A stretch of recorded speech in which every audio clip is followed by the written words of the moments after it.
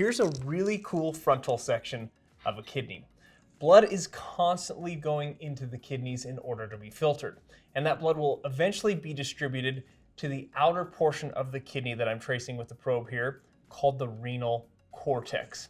And if we were to zoom in to the renal cortex, we would see these microscopic filtration structures called nephrons. And prostaglandins can have an effect on these structures, specifically the small blood vessels that take blood to these filtration units, the nephrons.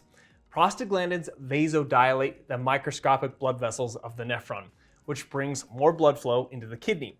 However, if you suppress those prostaglandins with a medication like ibuprofen, that can cause those blood vessels to be in a more vasoconstricted state, therefore not allowing as much blood flow to go into the kidneys, and could potentially result in kidney damage. Again, at the expense of sounding like a little bit of a broken record, short courses of ibuprofen for people with healthy kidneys typically is not going to be a major problem.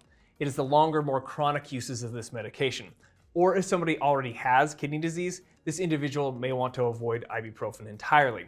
When I'm talking about pain management or fever reduction with my patients in the clinic, I'll often ask them about their kidney function, or we'll look at previous labs together to make sure they don't have any kidney issues in order to make sure that something like ibuprofen is not contraindicated as a potential medication that they could use.